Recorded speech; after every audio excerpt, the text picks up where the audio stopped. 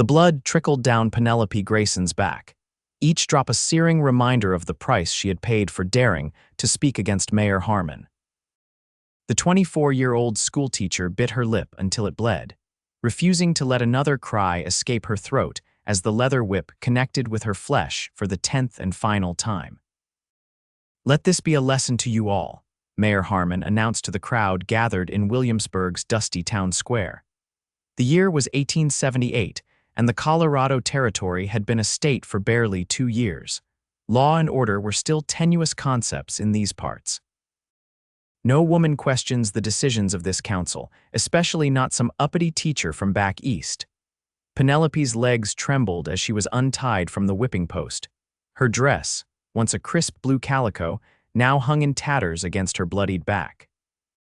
The pain was nearly blinding, but she forced herself to stand straight, refusing to give the leering men of the town council the satisfaction of seeing her broken.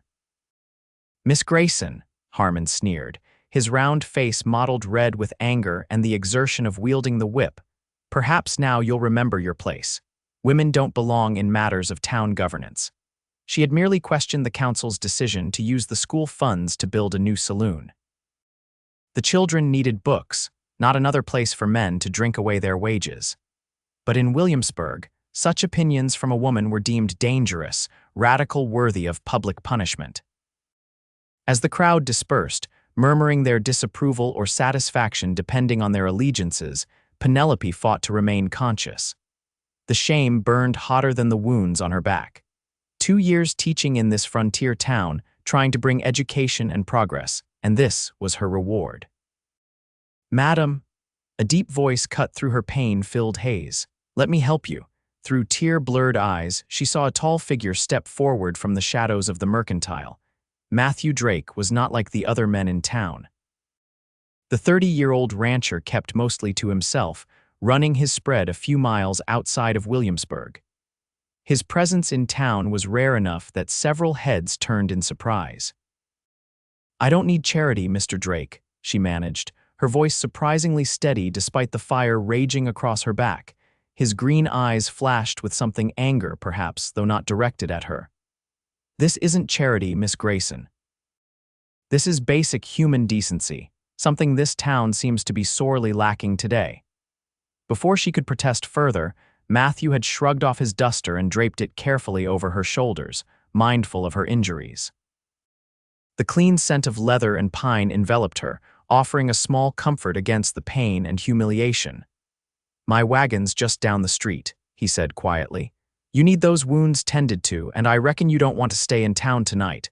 Penelope knew she should decline. A single woman going off with a man, even one as respected as Matthew Drake, would only fuel the town gossip.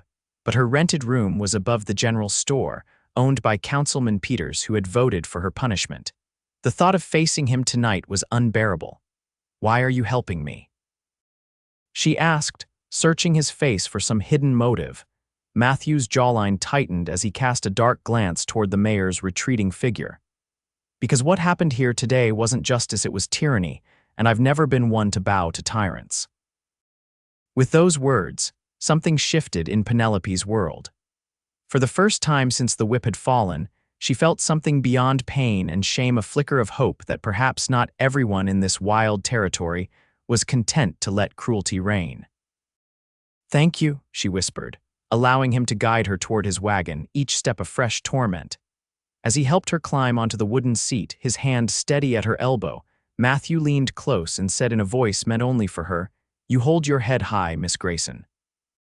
You'll never bow again, not to Harmon, not to anyone who'd break a person's spirit for speaking truth." The sun was setting over the Colorado mountains as Matthew's wagon pulled away from Williamsburg. Penelope didn't look back at the town that had rejected her so violently. Instead, she focused on the road ahead, wondering where this unexpected turn of fate would lead her. Matthew kept his eyes on the trail, his hands steady on the reins as they followed the winding path that led to his ranch. The silence between them wasn't uncomfortable. Both seemed to understand the gravity of what had occurred and the need for reflection. "It's about 3 miles to my place," he finally said as they crested a small hill. My sister Martha lives there too. She came out west last year after her husband passed. She'll help tend to your back. Relief flooded through Penelope. The presence of another woman would make this situation less improper, though she suspected Martha's existence was not the only reason for Matthew's kindness. "I've seen you at church," she said softly, "always sitting in the back pew." A small smile crossed his face, softening the hard lines etched by years under the western sun. "I'm not much for preaching, but I believe in treating folk right, something the good Christians of Williamsburg seem to have forgotten today." The wagon jolted over a rut, sending waves of fresh agony across Penelope's back. She couldn't suppress a small gasp. Matthew's expression darkened with concern. "I'm sorry about the rough road. We're almost there." As they rounded the next bend, Penelope caught her first glimpse of the Drake Ranch. Unlike many of the hastily constructed homesteads in the area, this one spoke of permanence and care. The main house was a substantial two-story structure built of solid logs with a wide porch wrapping around the front. A barn and several outbuildings stood nearby, all in good repair. Fields stretched beyond, where cattle grazed in the fading light. "You've built something remarkable here," she said, genuine admiration in her voice. "6 years of hard work," Matthew replied, a note of pride evident despite his modesty. "My pa always said a man should build something that outlasts him." As they approached the house, a woman emerged onto the porch, wiping her hands on an apron. Martha Drake was perhaps 30, with the same green eyes as her brother but softer features. "Matthew. Wasn't expecting you back so." Her words cut off as she noticed Penelope, and then her expression changed to one of alarm. "What happened?" "Mayor Harmon and his council decided to teach the schoolteacher a lesson," Matthew said, his voice tight with controlled anger. She dared suggest the town's children needed books more than another saloon. Martha's face flushed with indignation. "Those despicable men. Bring her in, quickly." With careful movements, Matthew helped Penelope down from the wagon. The short journey had stiffened her muscles, making each motion agonizing. As her feet touched the ground, a wave of dizziness washed over her, and she swayed dangerously. Without hesitation, Matthew swept her into his arms, mindful of her injured back. "I've got you," he murmured, his breath warm against her hair. Penelope wanted to protest this was too intimate, too forward, but she lacked the strength. Instead, she surrendered to the necessity and allowed him to carry her up the porch steps and into the house. The interior was surprisingly comfortable for a frontier home. Clean, polished floors, sturdy furniture, and touches of refinement spoke of the siblings' Eastern origins. Matthew carried her to a small bedroom off the main sitting area. "This is our guest room," Martha explained, hurrying ahead to turn down the bed covers. "Though we don't get many visitors this far out." With utmost gentleness, Matthew lowered Penelope to sit on the edge of the bed. "I'll leave you in Martha's capable hands," he said, already backing toward the door. "I'll see to the horses." When he had gone, Martha's brisk efficiency took over. "Let's get you out of these ruined clothes and tend to those wounds." The next hour was a blur of pain as Martha cleaned each lash mark with warm water and witch hazel. The older woman's hands were gentle but thorough as she applied a salve of her own making. "This has yarrow and comfrey," she explained as she worked.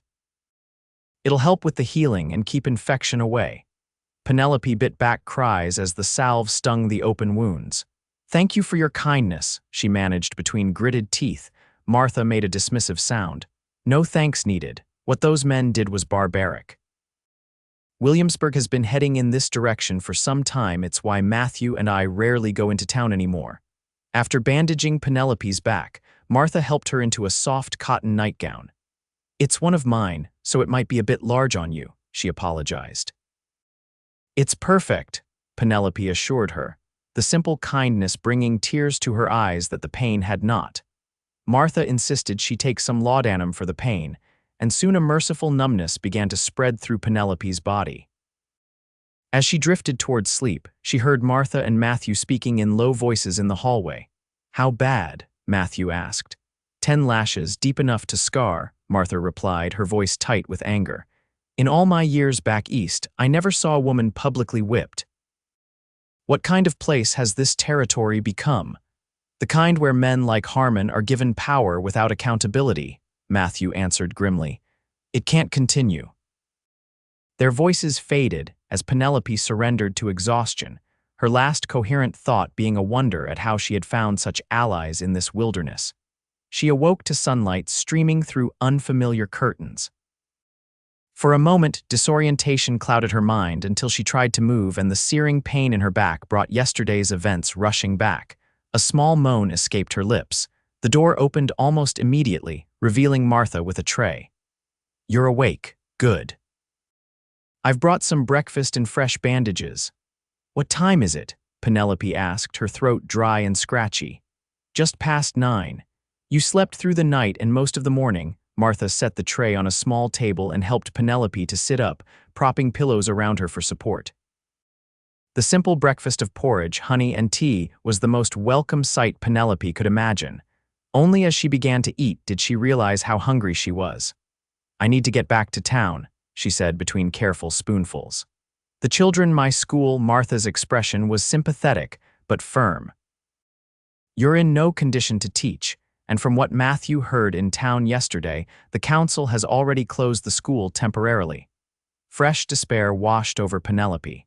"They can't do that. Those children need education. It's the only hope for a better future in these parts."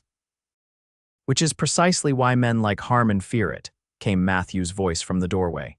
He stood there, hat in hand, looking freshly washed and shaved. "Education means questions, and questions mean change." He stepped into the room, his tall frame somehow making the space seem smaller.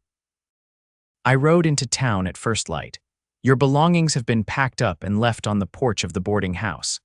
The official word is that you've been dismissed for radical ideas unsuitable for the moral development of the town's youth." Anger flared through Penelope, temporarily overriding her pain. "That's absurd. My radical ideas were simply that girls deserve the same education as boys, and that knowledge is more valuable than superstition." A hint of admiration flickered in Matthew's eyes. "Like I said, dangerous thoughts to men clinging to power. What am I to do now?" The reality of her situation was becoming clearer.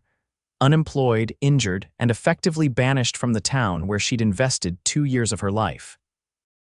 Matthew and Martha exchanged a look, some silent communication passing between the siblings. "You'll stay here until you're healed," Martha said decisively. "After that, we can help you get to Denver if you wish, or you could stay," Matthew interjected, his voice careful but determined. "Martha's been saying she'd like to start a small school for the ranch hands' children and those from the neighboring homesteads. 5 families within riding distance have young ones who aren't getting any education." Penelope stared at him, trying to process his suggestion. "You want me to teach here, at your ranch?" He nodded, a slight flush rising on his tan cheeks. "It wouldn't be much to start, probably just the barn loft converted with some benches and tables, but it would be something." The offer was unexpected, generous beyond measure, and yet. "The parents would never agree, not after what happened. I've been branded a troublemaker, possibly worse." Matthew's jaw set in a stubborn line that Penelope was beginning to recognize. "The families I'm talking about don't hold with Harmon's ways. Most of them avoid town except when absolutely necessary, same as us." "Think about it," Martha urged. "There's no rush to decide. You need to heal first." After they left her to rest, Penelope found her mind swirling with possibilities. Teaching at the Drake Ranch would be starting over completely, but perhaps that wasn't such a terrible prospect. The town had revealed its true nature, and she couldn't imagine returning to face those who had stood by while she was publicly humiliated and injured.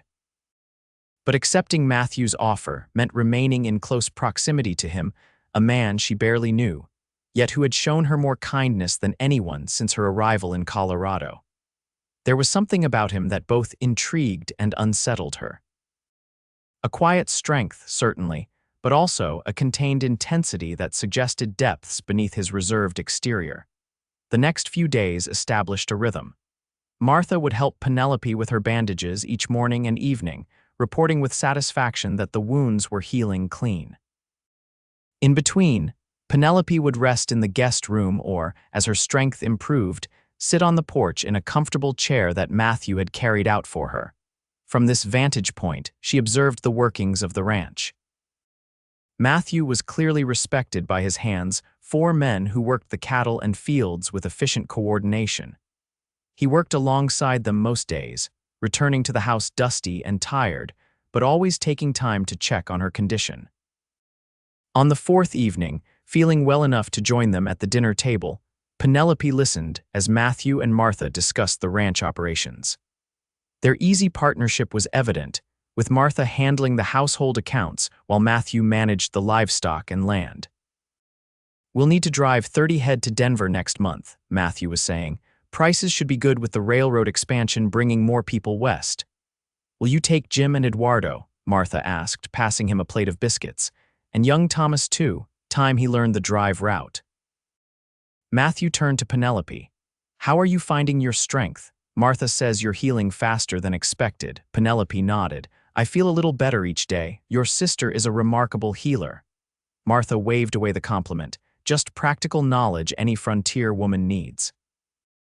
"Though I do wish we had a proper doctor closer than Denver." "Speaking of Denver," Penelope began carefully, "I've been thinking about your offer and about my future." Matthew's fork paused halfway to his mouth. "And I would like to stay at least for a time. To teach the children you mentioned." The decision had crystallized that afternoon as she watched a hawk soaring over the distant mountains. This land was harsh but beautiful, and there was work to be done here. Important work. Relief and something like joy transformed Matthew's typically serious expression. That's good news, Miss Grayson." "Penelope, please," she said, feeling a blush rise to her cheeks under his intense gaze. "If I'm to stay here, I think we can dispense with such formality." "Penelope," he repeated, her name sounding somehow different in his deep voice. "And you must call me Matthew." Martha cleared her throat, a knowing smile playing at the corners of her mouth. "Well, now that's settled, we should discuss converting the barn loft. I think with a week's work, we could have a proper classroom ready." The conversation turned to practical matters, but Penelope caught Matthew looking at her several times throughout the meal, his expression thoughtful. She had made her decision based on practical considerations and her calling as a teacher, but she couldn't deny that the prospect of remaining near this intriguing man had influenced her as well. That night, as she lay in bed, the pain in her back now reduced to a dull ache, Penelope reflected on how dramatically her life had changed in less than a week. From respected teacher to publicly whipped outcast to the prospect of starting a new school under the protection of Matthew Drake. The frontier was indeed a place where fortunes could turn in an instant for better or worse. The following week saw Penelope's strength return as her wounds healed into pinkish scars across her back. True to his word, Matthew had set his hands to work converting the spacious barn loft into a schoolroom. Penelope spent hours up there, arranging benches and planning how to teach children of varying ages simultaneously. Martha had ridden to neighboring homesteads, explaining the new school and Penelope's situation with careful honesty. To Penelope's surprise and relief, all 5 families had agreed to send their children once she was ready to begin teaching. "These are good people," Martha explained as they picked vegetables from the kitchen garden one morning. "They've seen Harmon's cruelty before and want no part of it. The Wilsons lost their land to him in a tax dispute that nobody believes was legitimate." Penelope was kneeling in the dirt, carefully harvesting carrots. "How does a man like that maintain power?" Martha sighed, wiping her brow with the back of her hand. "Fear, mostly, and he has connections with some unsavory types who drift through town. Men who wouldn't hesitate to burn a barn or worse if someone crossed the mayor. That sounds like more than just frontier justice," Penelope observed, sitting back on her heels. "That sounds like corruption." "It is," came Matthew's voice from behind them.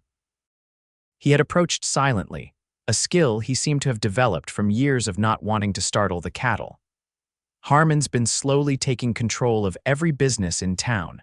The saloon, the mercantile, even the livery stable now answers to him one way or another." Penelope turned to look up at him, shading her eyes against the bright Colorado sun. "And no one stands against him," something dark flashed in Matthew's eyes. Those who have tried found themselves facing accidents or run out of town on false charges. The territorial governor is hundreds of miles away, and federal marshals rarely come this far into the mountains unless there's word of serious trouble. Like a school teacher being publicly whipped, Penelope asked bitterly. Matthew crouched down beside her, his expression earnest. I've written to an old friend who practices law in Denver. What happened to you wasn't just wrong, it was illegal, but building a case takes time and evidence. Penelope felt a surge of gratitude mixed with something warmer at his continued concern for justice on her behalf. Thank you, Matthew. But please don't put yourself or your sister at risk. You've already done more than enough by taking me in. His calloused hand reached out, hesitated, then gently covered hers where it rested on her knee. Some things are worth the risk, Penelope. The touch of his hand sent a startling warmth through her body, and for a moment, neither moved. Martha discreetly busied herself with the tomato plants several yards away, giving them this small privacy. I should finish these carrots, Penelope finally said, reluctantly withdrawing her hand. Matthew nodded, rising to his feet. I came to tell you both that the schoolroom is ready for your inspection. Thomas mounted the slate board this morning. That afternoon, Penelope climbed the new, sturdy stairs to the barn loft and gasped in delight. What had been a hay storage area was now a bright, clean classroom. Windows had been cut into the east and west walls, flooding the space with light.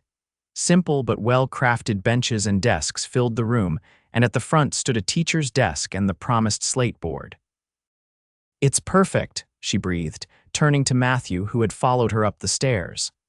I can't believe you did all this in just 3 weeks. He shrugged, but couldn't hide the pleasure in his eyes at her reaction. The men enjoyed having a project beyond the usual ranch work. Eduardo was a carpenter back in Mexico. Those desks are his handiwork. Penelope ran her hand along the smooth surface of the nearest desk. They're beautiful. Please thank him for me. You can thank him yourself at supper. I've invited all the hands to eat with us tonight to celebrate the schoolroom's completion. The evening meal was a lively affair, with the ranch hands sharing stories and Martha serving a feast of roasted chicken and fresh vegetables from the garden.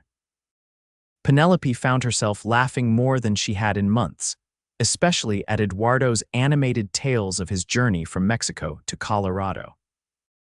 As the night drew on and the men returned to their bunkhouse, Penelope helped Martha clear the dishes, a comfortable routine they had established over the weeks.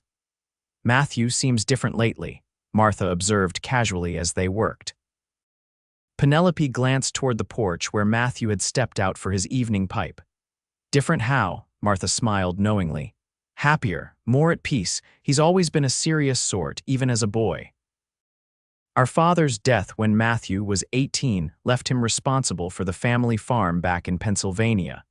He sold it to come west, but I think he's carried that weight of responsibility ever since. Penelope absorbed this information, adding it to the growing picture she had of the man who had rescued her. He's a good man. One of the best, Martha agreed. And he looks at you the way our father used to look at our mother. The plate Penelope was drying nearly slipped from her hands. Martha, I'm sure you're mistaken. The older woman laughed softly. I have eyes, Penelope, and I know my brother. Just be patient with him. He's not a man who rushes into anything, but once his mind's made up, he's as steady as the mountains.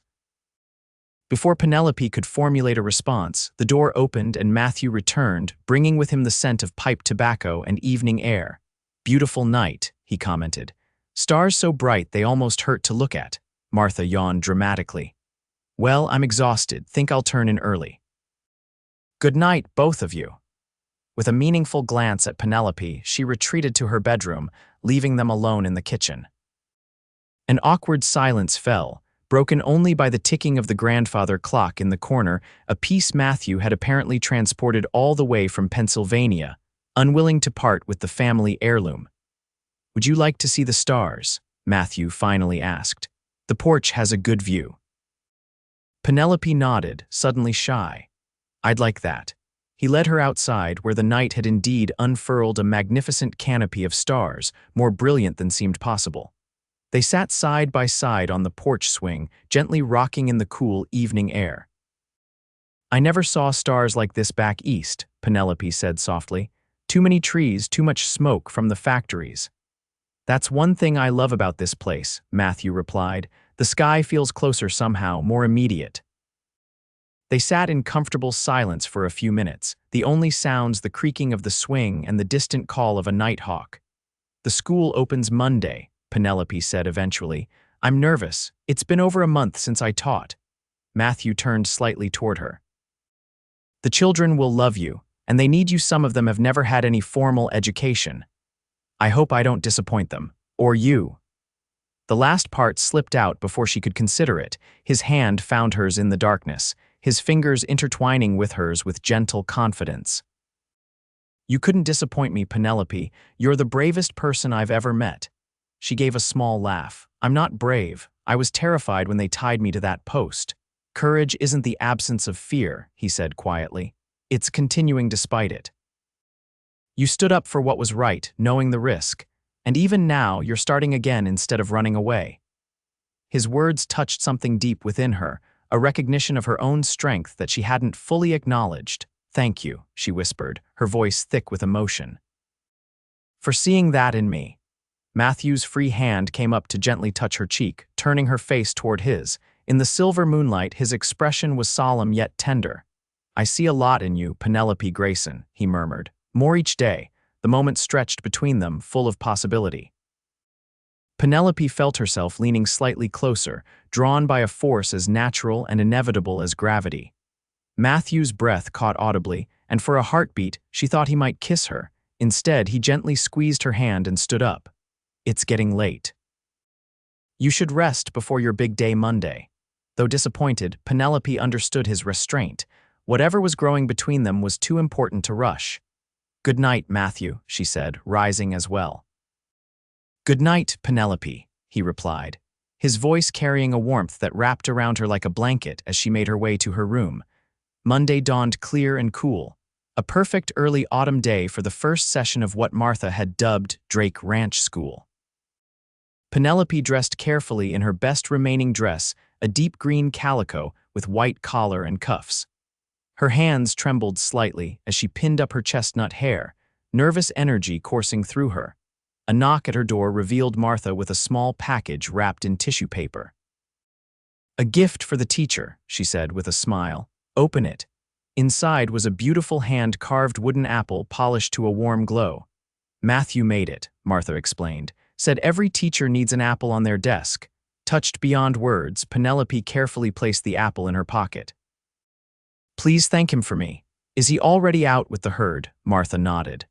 Left at dawn, but he made me promise to tell you he'll be back before the children leave today. Wants to hear how everything went. By 9 o'clock, 13 children ranging from 6 to 14 years of age had arrived, brought by parents curious to meet the teacher from Williamsburg, whose reputation had reached them in varying versions. Penelope greeted each family warmly, answering questions and explaining her teaching philosophy. To her relief, the parents seemed impressed rather than concerned by her background.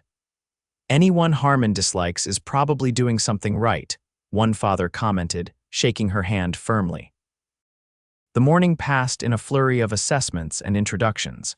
Penelope quickly identified which children could already read and which needed to start with basics. By noon, she had established reading groups and assigned initial lessons tailored to each child's level. As the children ate their packed lunches in the schoolyard, Martha brought Penelope a basket with fresh bread, cheese, and apples. How's it going? She asked. Penelope beamed. Wonderfully, they're eager to learn and so bright. Young Sarah Miller has a remarkable mind for mathematics, and James Wilson devours books like a starving man at a feast, Martha laughed. I haven't seen you this animated since you arrived. Teaching truly is your calling. It is, Penelope agreed, biting into an apple. And having this opportunity after I thought I'd lost everything, it means more than I can express. The afternoon session focused on history and the natural sciences, with Penelope using the surrounding landscape as her teaching aid. She took the children outside to identify local plants and discuss the geological formations visible in the distant mountains. As the lesson concluded, and children began gathering their belongings, Penelope spotted Matthew riding up the trail toward the ranch house. Her heart gave an unexpected leap at the sight of him, tall and straight in the saddle. He dismounted and approached the schoolyard, greeting the children by name. Several of the boys crowded around him, peppering him with questions about the cattle and his horse. He answered each one patiently before making his way to where Penelope stood by the barn door. "How was your first day, teacher?" he asked, his eyes crinkling at the corners with his smile. "Wonderful," she replied honestly. "These children are a joy to teach." As the last of the students departed with their parents, Matthew walked with Penelope back to the house. "I have something to show you after supper if you're not too tired," he said. Curiosity piqued, Penelope agreed readily. Throughout the evening meal, she found herself wondering what Matthew had in mind, especially given his obvious anticipation. When the dishes were cleared, he led her outside to where two horses stood saddled. "It's about a 15-minute ride," he explained, "but worth it, I promise." Penelope hesitated. "I haven't ridden since the whipping," she didn't say. The thought of stretching her healing back across a saddle was intimidating. Understanding dawned in Matthew's eyes. "I'm sorry, I didn't think. We can go another time when you're fully healed." "No," she decided suddenly. "I'd like to go, I'll just need to be careful." With gentle hands, Matthew helped her mount, making sure she was comfortable before swinging up onto his own horse. They rode side by side through the golden evening light, following a trail that wound up into a small rise of hills behind the ranch. The path climbed steadily until they reached a plateau overlooking a small, hidden valley. Matthew dismounted and helped Penelope down, his hands lingering at her waist a moment longer than necessary. "It's beautiful," she breathed, taking in the view. The valley below was a perfect bowl of green with a small stream cutting through its center. Wildflowers dotted the grass, and a stand of aspen trees shimmered with leaves just beginning to turn gold. "This is the north section of my property," Matthew explained, leading her to a flat boulder where they could sit comfortably. "Not many people know about this valley. It's hidden from the main trails." "Your secret place?" she asked with a smile. He nodded, suddenly looking almost boyishly shy. "I come here to think sometimes, or just to remind myself why all the hard work is worth it." "And why is it?" Penelope asked softly. Matthew gestured toward the valley. "Because someday, I want children running through that grass. A family swimming in that stream on hot summer days, a legacy that's more than just cattle and land." His words painted a picture so vivid that Penelope could almost see it, children laughing, a home built with love, a future stretching out across this beautiful landscape. And with surprising clarity, she realized she wanted to be part of that picture. "It's a beautiful dream," she said, her voice barely above a whisper. Matthew turned to face her, his expression serious. "Penelope, I know you've only been at the ranch for a short time and you're still healing in more ways than one. But I want you to know that you have a place here for as long as you want it, whether that's as our teacher, or," he paused, seeming to gather his courage, "or as something more." Her heart thundered in her chest. "Something more." "I find myself thinking about you all the time," he admitted, his voice rough with emotion. "Your courage, your kindness, the way you light up when you talk about teaching. I've never met anyone like you." Penelope felt tears prick at her eyes. Matthew, whatever she might have said was interrupted by the distant sound of hoofbeats, multiple horses, approaching rapidly. Matthew was on his feet instantly, his expression shifting from tender to alert. "That's not ranch traffic," he said tersely. "Not at this hour." They remounted quickly, Matthew leading them down a different trail that approached the ranch from behind the barn. As they came within sight of the main house, Penelope gasped. 5 mounted men were in the yard, and even from this distance, she recognized the corpulent figure of Mayor Harmon. "Stay back," Matthew instructed, his voice low and urgent.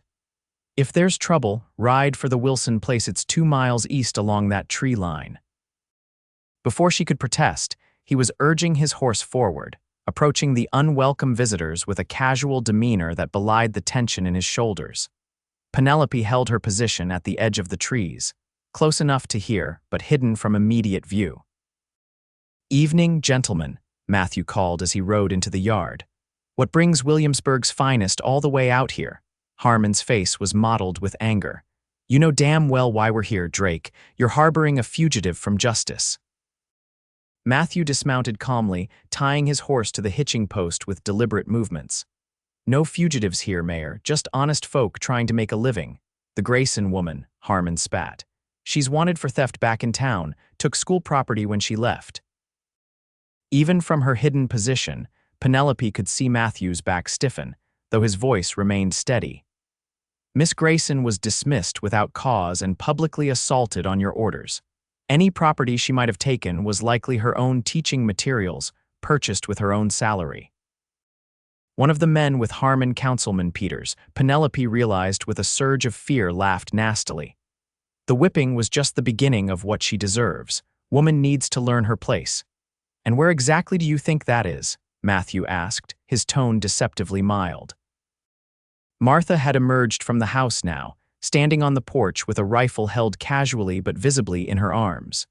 Two of the ranch hands had also appeared, positioning themselves near the barn.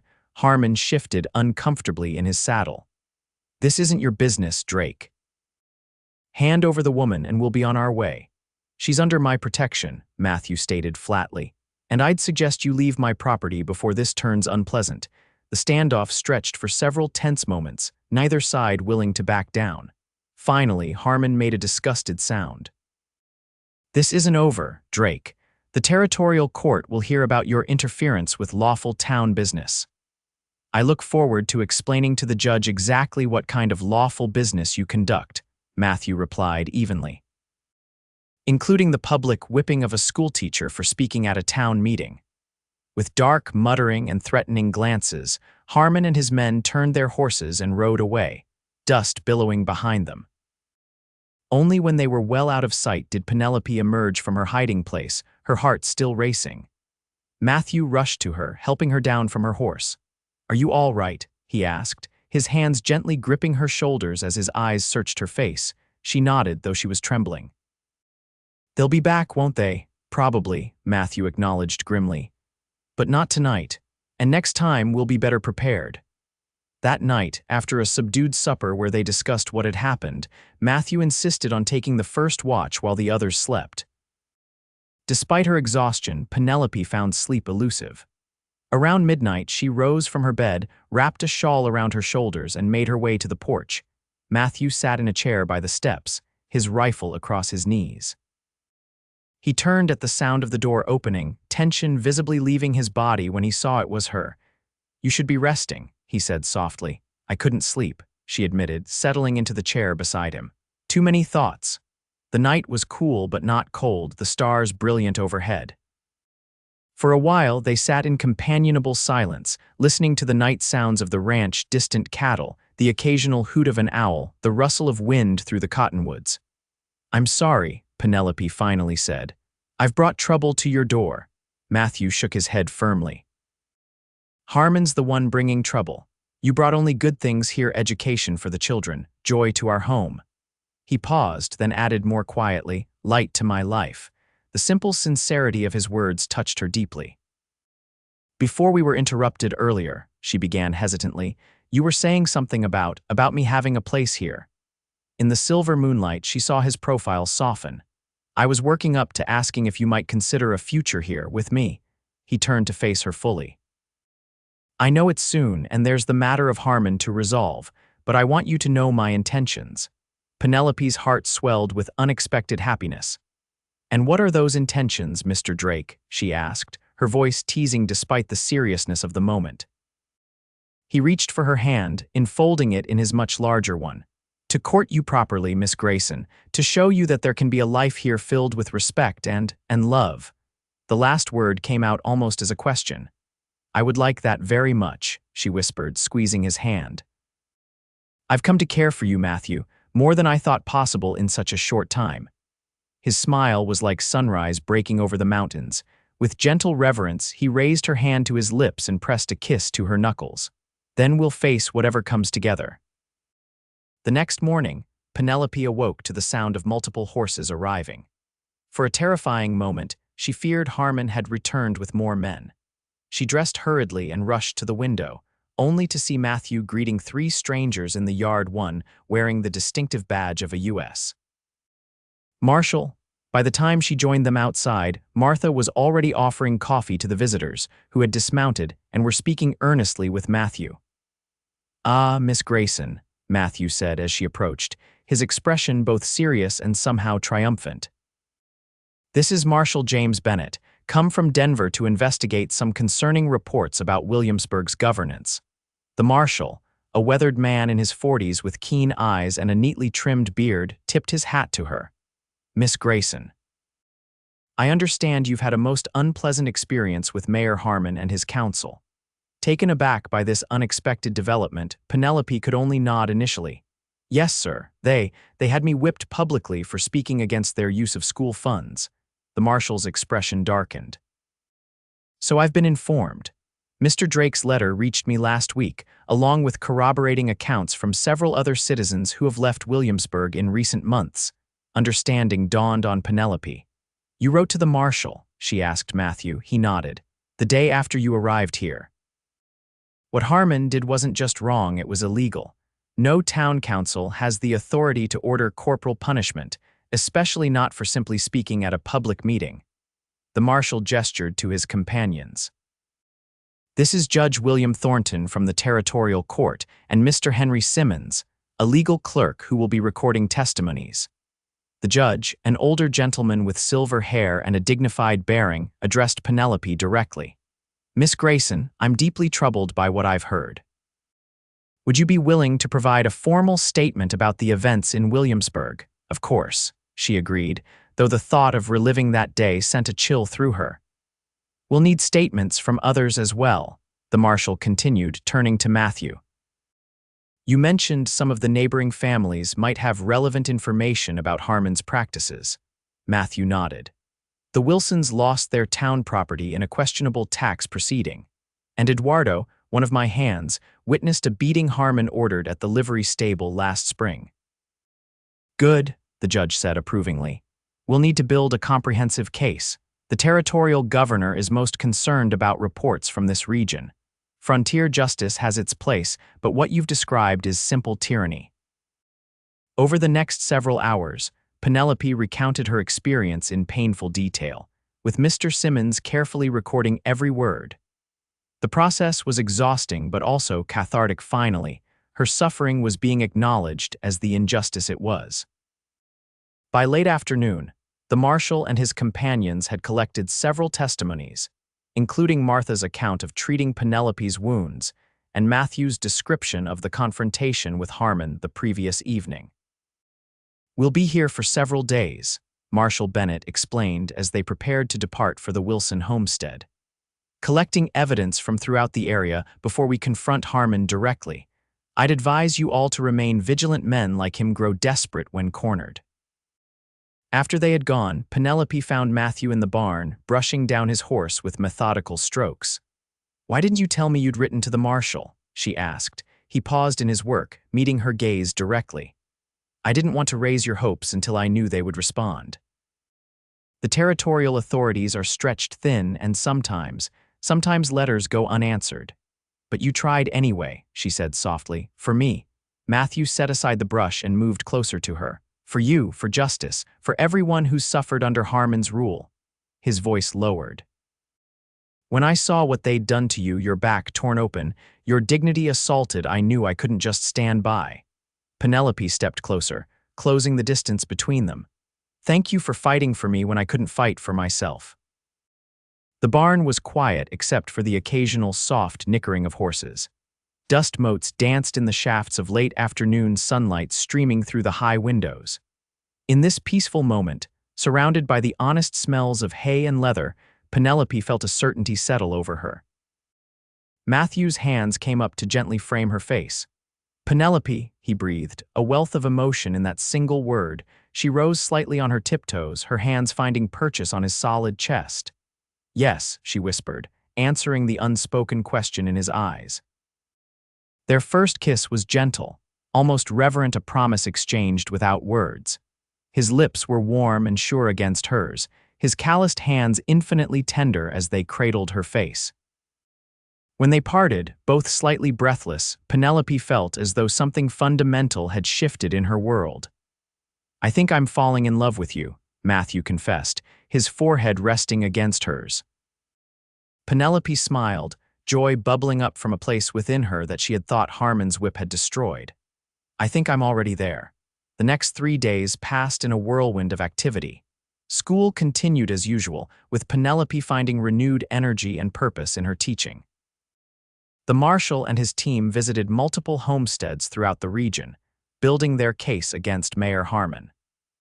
In the evenings, Matthew courted Penelope with sweet, simple gestures, wildflower bouquets left on her desk, a wooden carving of a bird for her windowsill, quiet conversations under the stars.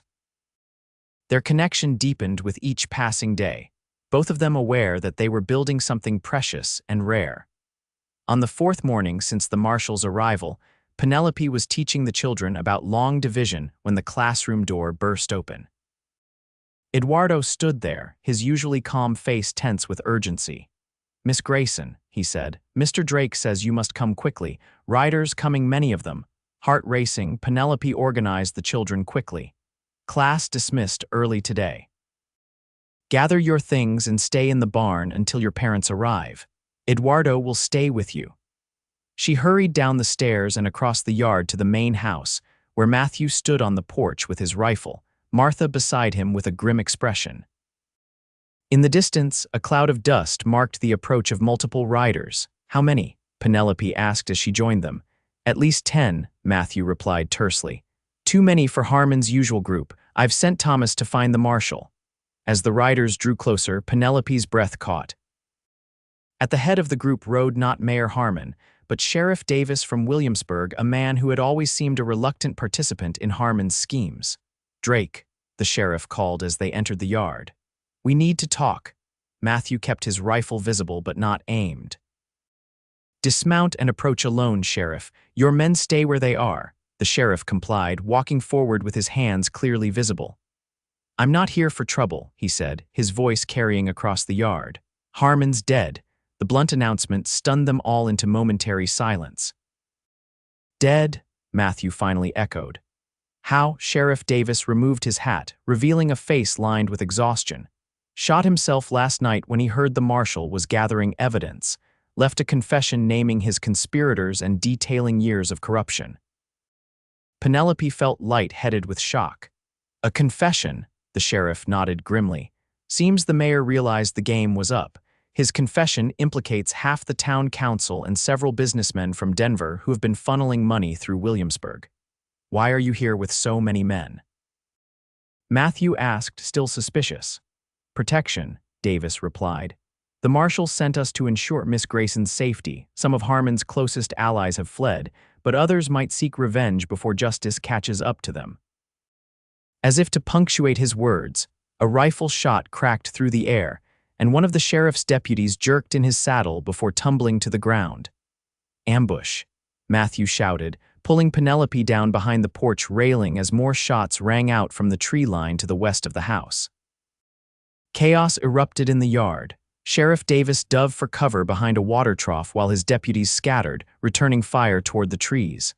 Martha ducked into the house, emerging moments later with a second rifle which she handed to Penelope. "Stay down," she instructed. "Only shoot if someone comes onto the porch." Heart pounding, Penelope gripped the unfamiliar weapon. Her thoughts flew to the children in the barn. Would the attackers target them as well? Matthew was exchanging fire with someone in the trees, his expression focused and determined. "It's Peters and Wilkins from the council," he called to the sheriff. "I recognize Wilkins' gray horse." "They know they're finished if the marshal gets Harmon's confession," Davis shouted back. "Nothing more dangerous than desperate men." The gunfight continued for several tense minutes, neither side gaining a clear advantage. Then, from the east, came the thunder of more hoofbeats. Marshal Bennett and his men galloped into the yard, weapons drawn. Caught between two forces, Peters and Wilkins attempted to flee but were quickly cut off by the marshal's deputies. With their escape route blocked, they surrendered, throwing down their weapons with curses and threats. In the sudden stillness that followed, Penelope lowered the rifle, her hands trembling with the aftermath of fear and adrenaline. Matthew was at her side instantly, checking her for injuries. "I'm all right," she assured him, though her voice sounded strange to her own ears. "The children safe in the barn," Matthew confirmed. "I can see Eduardo at the door keeping watch." Marshal Bennett approached the porch, his face grim. "Miss Grayson, Mr. Drake, I apologize for this violence. We came as soon as we heard about Harmon and realized his accomplices might try something desperate." Over the next hour, the situation was gradually brought under control. The wounded deputy was treated by Martha and found to have suffered only a flesh wound. Peters and Wilkins were taken into custody, along with 2 other men who had accompanied them. When the children were finally released to their worried parents, Penelope explained what had happened as calmly as she could, assuring them that school would continue as normal the following day, though, perhaps with a lesson on courage and justice rather than long division. By evening, the ranch had returned to an uneasy quiet. The marshal and most of his men had departed with their prisoners, leaving 2 deputies behind as protection until the situation was fully resolved. Exhausted by the day's events, Penelope sat with Matthew and Martha at the kitchen table, sipping tea that did little to calm her frayed nerves. "It's over then," Martha said, breaking the silence. "Harmon's reign of terror." Matthew nodded slowly. "The marshal says it will take time to untangle all the corruption, but with Harmon's confession, the worst offenders will face justice." "What will happen to Williamsburg now?" Penelope wondered. "The territorial governor will appoint an interim mayor until proper elections can be held," Matthew explained. "The marshal seems to think Sheriff Davis might be a good candidate. He apparently kept records of Harmon's misdeeds, waiting for a chance to expose him." Penelope considered this. "And the school in town," Matthew's hand found hers under the table. "That's up to you. The position would likely be offered back to you if you wanted it." The question hung in the air, laden with significance. Returning to Williamsburg would mean leaving the Drake Ranch, leaving Matthew, just as their relationship was blossoming. "I think," Penelope said carefully, "that the children here need a teacher too, and I've grown rather attached to this place." Her eyes met Matthew's, and its people. His smile was like sunrise breaking over the mountains. "I was hoping you'd say that."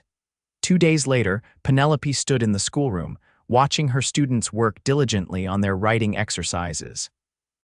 The events in town were already becoming a subject for history lessons, a vivid example of how justice, though sometimes slow, would eventually prevail against tyranny.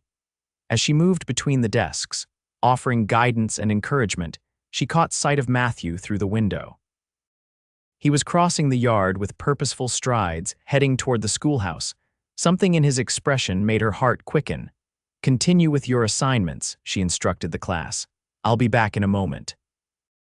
She met him at the bottom of the stairs, noting the unusual formality of his appearance. He had shaved carefully and wore his best shirt, the one Martha insisted he save for Sundays.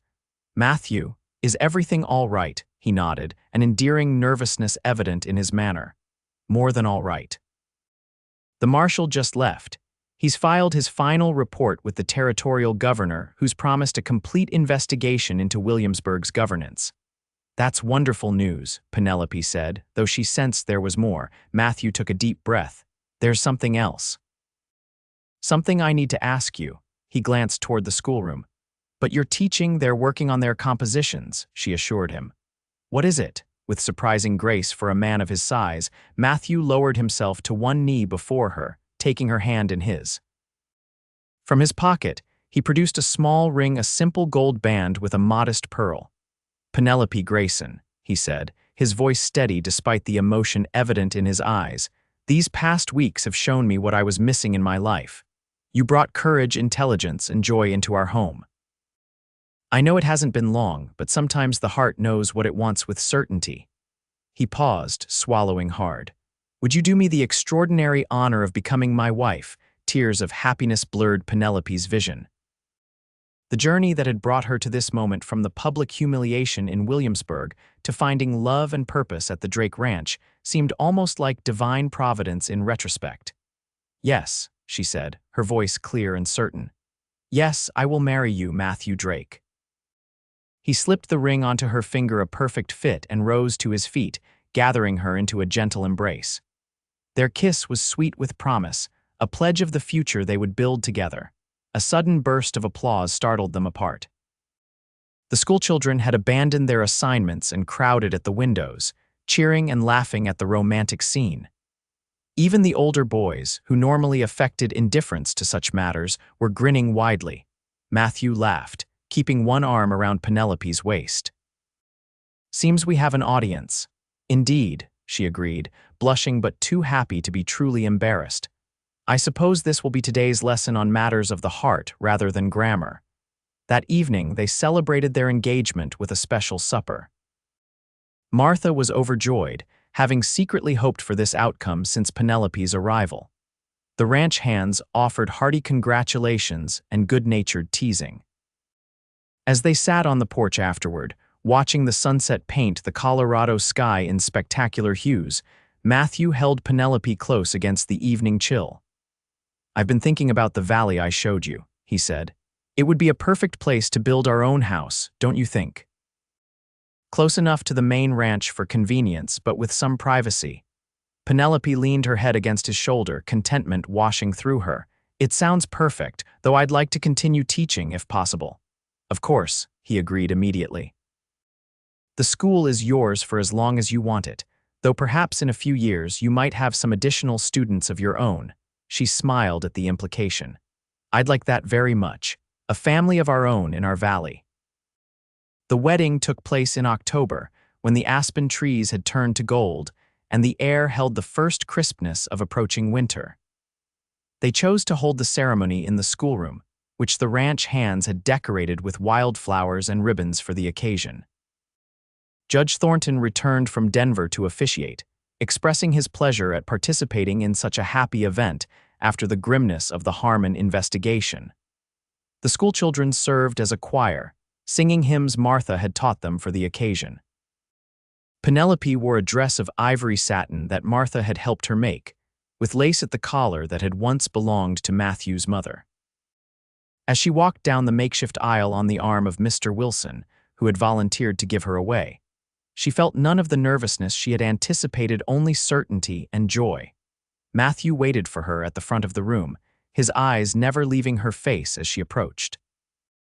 When she reached him, he took her hands in his grip steady and sure.